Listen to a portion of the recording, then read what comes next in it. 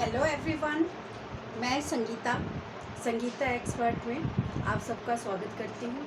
और आज का हमारा टॉपिक, जैसे कि आप लोगों को पता ही है कि हमारा आहार आयोजन वाला टॉपिक चल रहा है। इससे पहले मैंने 2 वीडियो आपको इसके ऊपर दिए हैं, जिसमें एक में मैंने आहार आयोजन क्या होता है उसको एक्सप्लेन किया था, उसको प्रभावित करने वाले कारक क्या हैं, और साथ में दूसरे में मैंने आहार आयोजन के सिद्धांतों को स्पष्ट किया था कि आहार आयोजन जो हम बनाते हैं उनको किस आधार पर स्पष्ट किया जा सकता है। आज ये मेरा तीसरा वीडियो है जो आहार आयोजन की प्रक्रिया को स्टार्ट करने से पहले ये हमारा टॉपिक है वो इसके ऊपर पूरा हो जाता है। तो आज हम चर्चा करेंगे कि आहार आयोजन का उद्देश्य और महत्व क्या है, और आहार आयोजन की जो प्रक्रिया है वो किस तरीके से हमें करनी है। क्योंकि इसके बाद जो आपका टॉपिक शुरू होगा वो आपका शैशवावस्था में आहार आयोजन क्या होता है, फिर उसके बाद बाल्यावस्था में आहार आयोजन किस तरीके से किया जाता है, एक एक करके हम अवस्थाओं के ऊपर डिस्कस करेंगे। तो उससे पहले आपको ये पता होनी चाहिए कि ये आहार आयोजन की प्रक्रिया है वो किस बेस के ऊपर बनी हुई होती है और किन चीज़ों का हमें आहार आयोजन की प्रक्रिया में ध्यान देने की आवश्यकता होती है। तो ये हमारी आहार आयोजन की प्रक्रिया मैं आप लोगों को बता रही हूँ कि जो हम एक दिन का मील प्लानिंग करते हैं, आहार आयोजन को हम मीनू प्लानिंग भी बोल सकते हैं, मील प्लानिंग भी बोल सकते हैं। तो जो हम एक दिन की प्रक्रिया बनाते हैं, सुबह से लेकर शाम तक की आहार आयोजन की प्रक्रिया क्या होनी चाहिए, उसमें हमें किस तरीके से अपने एक दिन के आहार को व्यवस्थित करना है, ये सारा हमें जानना होता है। क्योंकि एक एक अवस्थाओं का हम अध्ययन करेंगे तो उसके अंदर आपको पहले ये जो आहार आयोजन की प्रक्रिया है उसको सही तरीके से आपको ज्ञान होना जरूरी है। तो जो सबसे पहले आहार आयोजन करने से पहले हमें ये देखना होता है कि एक दिन को एक इकाई मानकर जो आहार आयोजन है उसको हमें व्यवस्थित करना होता है। एक दिन को एक इकाई मानना, इस बात के ऊपर आपको ध्यान देना है। ये एक दिन क्या होता है, 24 घंटे का समय होता है। 24 घंटे के समय के अंतर्गत एक व्यक्ति जिसका हम आहार आयोजन कर रहे हैं उसकी आवश्यकता क्या है,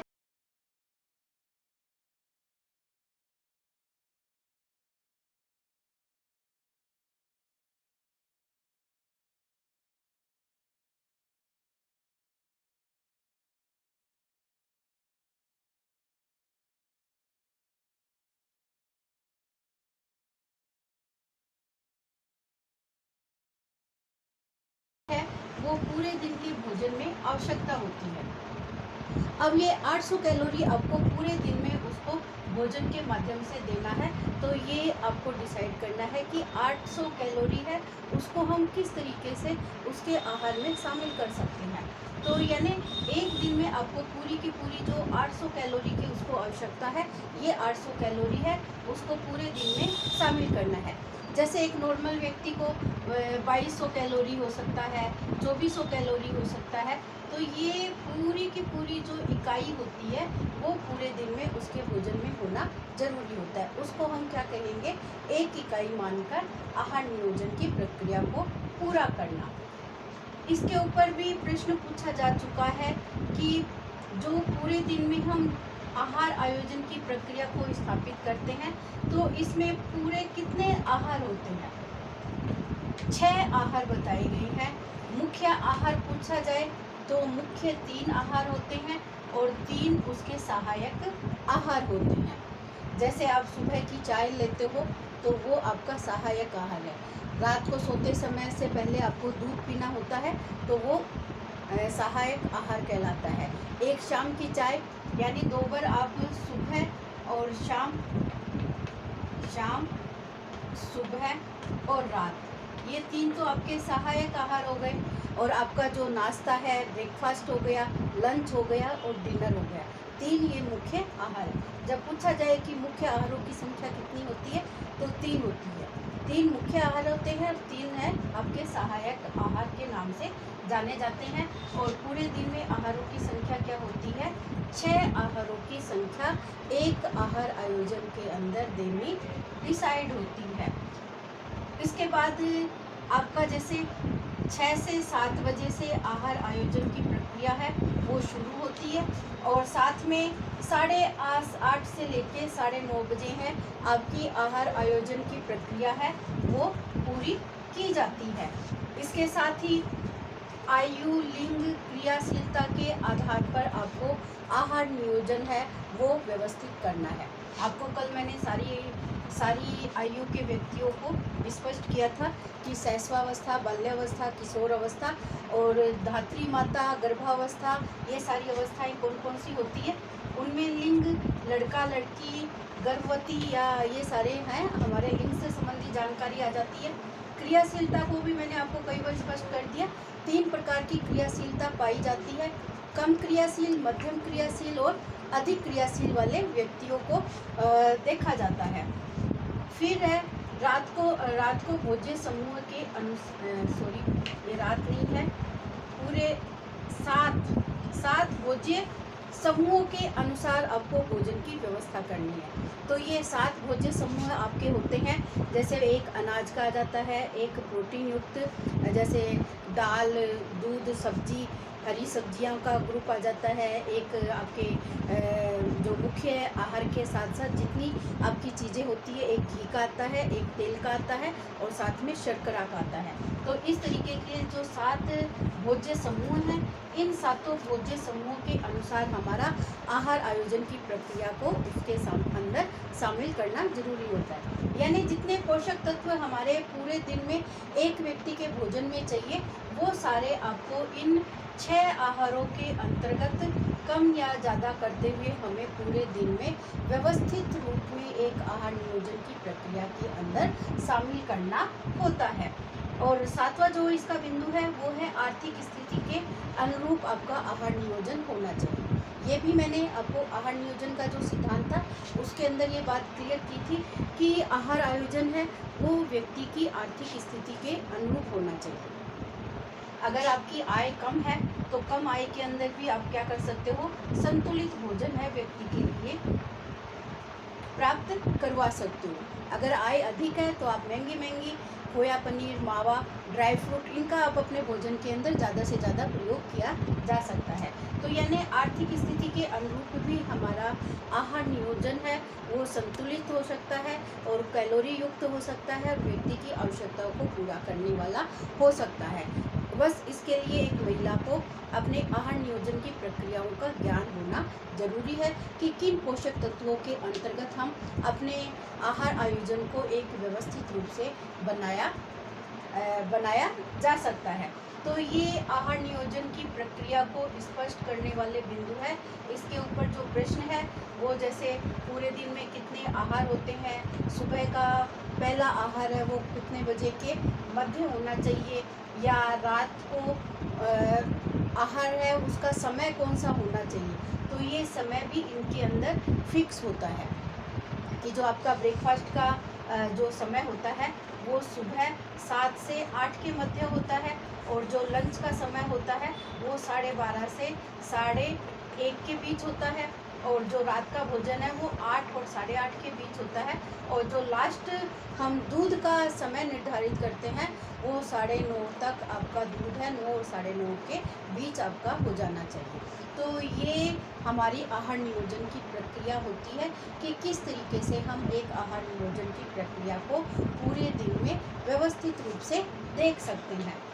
इसके साथ ही अब जो ये प्रक्रिया हमारी पूरी होती है, अब इसका महत्व या उद्देश्य क्या है, दोनों का मतलब एक ही होता है कि जो हमने आहार नियोजन किया है, जिस व्यक्ति का हम आहार नियोजन कर रहे हैं, ये आहार नियोजन का उद्देश्य क्या है, इसका महत्व क्यों है कि हम आहार नियोजन की प्रक्रिया को अपने भोजन की प्रक्रिया के साथ इसको जोड़ रहे हैं, व्यवस्थित कर रहे हैं, तो इसका इम्पोर्टेंस है वो क्या है।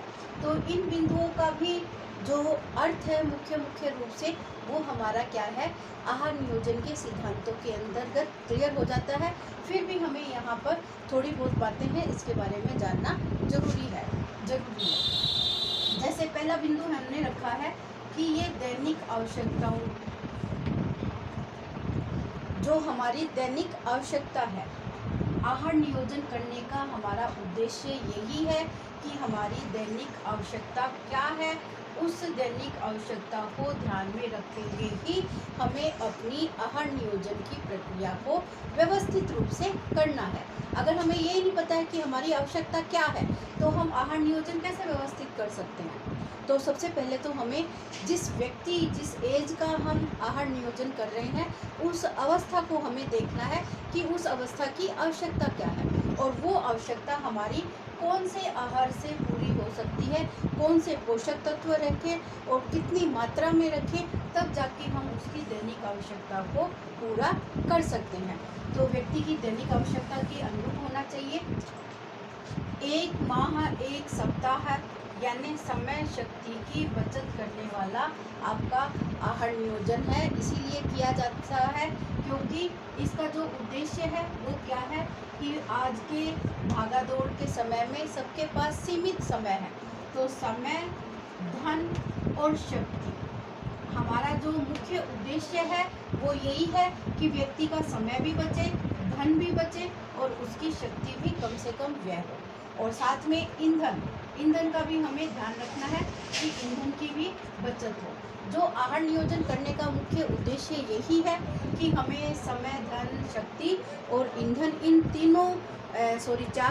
चारों प्रकार के साधनों का हमें कम से कम व्यय करते हुए अपने आहार आयोजन की प्रक्रिया को व्यवस्थित करके देखना है। तो जैसे हम एक महीने का जो राशन है वो एक साथ खरीद लेते हैं, तो इसमें खरीदना, उसका प्रिजर्वेशन करना, ये सब आपके आहार नियोजन की प्रक्रिया के अंतर्गत ही शामिल होता है। तो 1 माह या 1 सप्ताह का आप आहार आयोजन की प्रक्रिया है कि हमें क्या क्या सामान चाहिए 1 महीने के अंतर्गत या 1 सप्ताह के अंतर्गत। तो इन सब से हमारी क्या होती है, समय, शक्ति, ईंधन, इन सब की बचत होती है, जिसका हम कम से कम व्यय करते हुए अपने आहार आयोजन को व्यवस्थित कर सकते हैं। तो ये भी हमारा आहार आयोजन करने का एक महत्व और उद्देश्य बताया गया है। समय बचत, अब आपकी समय भी बच रही है, आपका धन भी बच रहा है, आपकी शक्ति भी बच रही है। तो इन सब बची हुई धन संपत्ति का आप प्रयोग करके कोई भी उद्योग धंधा है, कुटीर धंधा है, वो आप अपने घर में व्यवस्थित करके रख सकते हो। आपको सबको पता है कि गृह विज्ञान एक ऐसा क्षेत्र है जिसके अंदर व्यक्ति अपने घर के अंदर किसी भी तरीके का कार्य है वो शुरू कर सकता है। जैसे अभी आम का सीजन है, तो आम या कैरी के आप नए नए प्रोडक्ट अमचूर बनाने का कार्य कर सकते हो, अचार, मुरब्बा, जैम, जेली, इस तरीके का अपने घर के अंदर एक छोटा सा कुटीर धंधा है वो खोल सकते हो। आप आलू के चिप्स बना सकते हो, आप पापड़ बनाने का, बड़ी बनाने का कार्य है वो किसी भी तरीके से आप व्यवस्थित रूप से अपने घर के अंदर खोल सकते हो। तो ये आप कब खोलोगे, जब आपके पास समय की बचत होगी। आप कम से कम अपना समय खर्च करते हुए एक अच्छा आहार नियोजन करके अपने बचे हुए समय का सही सदुपयोग कर सकते हो और आपका धन भी बचेगा। धन बचने के साथ आपके पास है, आपका भौतिक साधन है आपके पास उपलब्ध हो जाएंगे, जिससे आप एक कुटीर उद्योग धंधों का विकास है वो अच्छे से कर सकते हो। आपका बजट है वो नियंत्रित होता है। हमने बजट के बारे में देखा है कि बजट क्या होता है, एक परिवार की आय को हमें किस किस तरीके से व्यय करना होता है, ताकि हम एक संतुलित बजट है वो अपने परिवार के लिए, या बचत का बजट है वो अपने परिवार के लिए निर्धारित कर सकते हैं। तो ये बजट भी हमारा अच्छा आहार नियोजन करके समय, धन, शक्ति, इन सबको कम खर्च करते हुए ही हम अपने बजट को नियंत्रित कर सकते हैं। और बजट नियंत्रण एक महिला के ऊपर ही निर्धारित होता है। महिला चाहे भी अपने कितने ही परिवार के ऊपर पैसा खर्च करके भी कर सकती है और उसको कम से कम व्यय करके भी अधिक से अधिक आवश्यकताओं को पूरा करना भी हमारा मुख्य भाग होता है। हमने विविधता का पॉइंट देखा है कि ये विविधता आहार नियोजन का जो महत्व बताया गया है वो विविधता का महत्व है, क्योंकि एक ही एक तरीके के भोजन का प्रयोग करके हम क्या कर सकते हैं, अपने खाने में ऊबियत, नीरसता आ जाती है। इस नीरसता और उबाऊपन को ख़त्म करने के लिए हमें अपने आहार में विविधता का लाना जरूरी होता है। ये विविधता अगर आप अपने भोजन के अंदर लेके आओगे तो आपका भोजन है वो रुचिपूर्ण बनेगा, स्वादिष्ट लगेगा और सबका तृप्ति मूल्य है वो अधिक से अधिक हासिल हो सकता है। तो हमें अपने भोजन के अंदर विविधता लानी है। विविधता लाने के लिए आपको नए नए तरीके हैं, आपको पता ज्ञान होना जरूरी है कि जैसे आप एक खाली आटे से आप क्या बना सकते हो, खाली बेसन का प्रयोग करके आप अपने भोजन के अंदर क्या क्या प्रयोग कर सकते हो। तो ये आपको नए नए तरीके का ज्ञान होना चाहिए और किस तरीके से हम इनका उपयोग अपने भोजन के अंदर कर सकते हैं, तो ये भी सब आपको ज्ञान होना चाहिए। महंगे भोजन पदार्थों के स्थान पर सस्ती वस्तुओं का या भोज्य पदार्थों का प्रयोग हमें करना है। तो ये भी मैंने आपको सिद्धांतों के अंतर्गत भी बताया था कि आपको खाली महंगी सब्जियों के अंदर ही आपको पौष्टिक तत्वों की प्राप्ति नहीं होती है, बल्कि आपको सस्ती और हल्की सब्जियों के अंतर्गत भी आपको अधिकतम पोषक तत्व प्राप्त हो सकते हैं। आपको खाली ज्ञान है वो आपको पोषक तत्वों के ज्ञान के बारे में जानकारी होनी चाहिए। मैंने अपने इसी चैनल के ऊपर बहुत सारी खाने की रेसिपी भी शेयर कर रखी है, तो इस संबंधित अगर कोई आपको सुविधा हो तो आप उनको ट्राई कर सकते हो कि किस तरीके से हम हल्के अंकुरीकरण आता है इसके अंदर। मैंने बाजरे का अंकुरीकरण बता रखा है, मोट्स का अंकुरीकरण बता रखा है कि अंकुरीकरण एक ऐसी प्रक्रिया है जिसके माध्यम से आप जैसे खाली अनाज के अंतर्गत है वो आप देखते हो कि अनाज में या तो प्रोटीन के स्रोत होते हैं या फिर कार्बोहाइड्रेट के स्रोत होते हैं, लेकिन जब उनको हम अंकुरीकरण कर लेते हैं तो उनके अंदर विटामिन बी और साथ में आपका जो विटामिन सी है उनकी वृद्धि हो जाती है। तो इस और आपको सबको पता है कि महंगे फलों के अंदर ही हमें विटामिन सी की प्राप्ति होती है। अगर हम भोज्य पदार्थों का अंकुरीकरण वगैरह कर लें तो उससे हमें अपने सस्ते भोज्य पदार्थों से ही आपको महंगे पोषक तत्वों की प्राप्ति हो सकती है। इसीलिए हमें अपने भोजन के अंदर ये सस्ती वस्तुओं के माध्यम से किस तरीके से अपने पोषक तत्वों के मूल्यों को बढ़ाना है, इस संबंध में आपको अधिक से अधिक जानकारी है वो हासिल करनी होगी। छात्रावास, होटल, अस्पताल और घर, कैंटीन, इन सब के अंदर भी आहार आयोजन की प्रक्रिया है वो काफ़ी फायदेमंद साबित होती है, क्योंकि आहार आयोजन की प्रक्रिया हम खाली क्या है घर के अंदर ही व्यवस्थित नहीं करते हैं। आहार आयोजन का क्षेत्र जहाँ पर भी है तो एक होटल के अंदर भी ये प्रक्रिया देखी जाती है, एक रेस्टोरेंट है, एक ढाबा है, इन सब के अंदर आहार आयोजन की प्रक्रियाओं को देखा जाता है। इसीलिए छात्रावास, होटल आदि के अंतर्गत भी इसका काफ़ी महत्व है। आहार आयोजन की प्रक्रिया के आधार पर ही उनको अपना मेनू है वो डिसाइड करना पड़ता है कि किसके अंदर हम अधिकतम पोषक तत्वों की वृद्धि है वो लोगों तक पहुंचा सकते हैं। तृप्ति व संतुष्टि को पूरा करने वाला आपका आहार आयोजन होना चाहिए। ये अभी मैंने जैसे विविधता वाले पॉइंट में बताया था कि भोजन स्वादिष्ट होगा तो व्यक्ति को तृप्ति मिलेगी, उसकी क्षुधा संतुष्टि होगी। तो ये संतुष्टि तभी मिलेगी जब उसको भरपेट भोजन खाएगा, और भरपेट भोजन कब खाएगा, जब वो भोजन उसको स्वादिष्ट लगेगा। तो भोजन ऐसा होना चाहिए जो व्यक्ति की आवश्यकता के अनुसार, उसकी संतुष्टि के अनुसार, उसकी रुचि के अनुसार पूरा हो, वही भोजन व्यक्ति को तृप्ति और संतुष्टि की प्राप्ति करवाता है। इसीलिए हमें आहार नियोजन करने से पहले हमें इन सारी बातों का ध्यान रखना चाहिए कि परिवार के जो सदस्य हैं उनकी रुचि किस में है और कौन सी चीज़ वो पसंद करके खाते हैं। तो आयोजन करने से पहले हमें उन सारी बातों का ज्ञान होना जरूरी है, और कौन सा भोजन तुरंत बनाया जा सकता है, इन सारी बातों का ज्ञान होना चाहिए। एक मैंने इसमें पॉइंट रखा है, बचे हुए भोज्य पदार्थों का सदुपयोग करना भी आपको आना चाहिए। कई बार ऐसा होता है कि एक समय हमारा भोजन है वो बहुत ज़्यादा बन जाता है कोई चीज़, तो उसका प्रयोग हम दोबारा दूसरे भोजन के अंदर किस तरीके से कर सकते हैं, तो ये भी ज्ञान महिला को होना चाहिए। जैसे आपने सुबह चावल बनाए हैं, अब ये चावल आपके पास बच जाते हैं, चावल आपने क्या बनाई है, सफ़ेदी बनाई है, सिंपल चावल बनाए हैं, पुलाव, तो इनको आप कैसे परिवर्तित कर सकते हो, दूसरे समय वो भोजन खाया जाए। अगर आप वही सफ़ेद चावल बच्चों को डालते हो तो वो नहीं खाएंगे।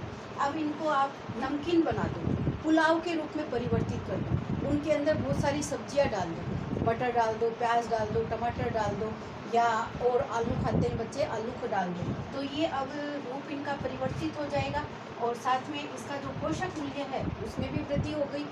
अब ये सब्जियों से क्या होगा, उसके अंदर पोषक तत्वों की वृद्धि होगी और साथ में ये इससे बेनिफिट भी आपको मिल जाएगा। और इसको और ज़्यादा हैवी करना है तो आप इसके कोई भी कटलेट है, कोफ्ते हैं, पकोड़े हैं, वो भी बचे हुए चावल का आप बना सकते हो।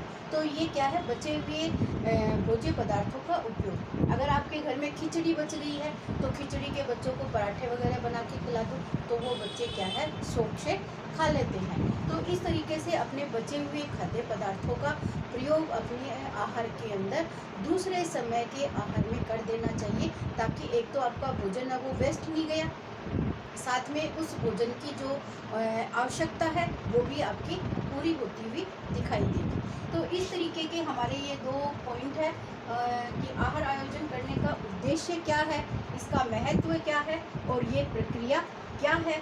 तो आगे हम उसके बाद पढ़ेंगे शैशवावस्था में आहार नियोजन किस तरीके से करना चाहिए, किन बातों को ध्यान रखना चाहिए और बच्चे की जो आवश्यकता होती है वो क्या होती है।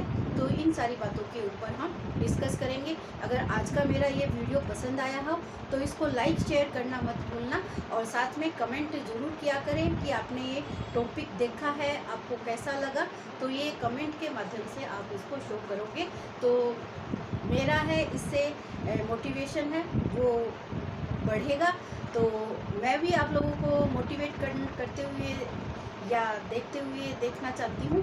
तो आप इससे मोटिवेट हो रहे हो या नहीं हो रहे हो, तो ये भी मेरे को थोड़ा सा पता होना चाहिए।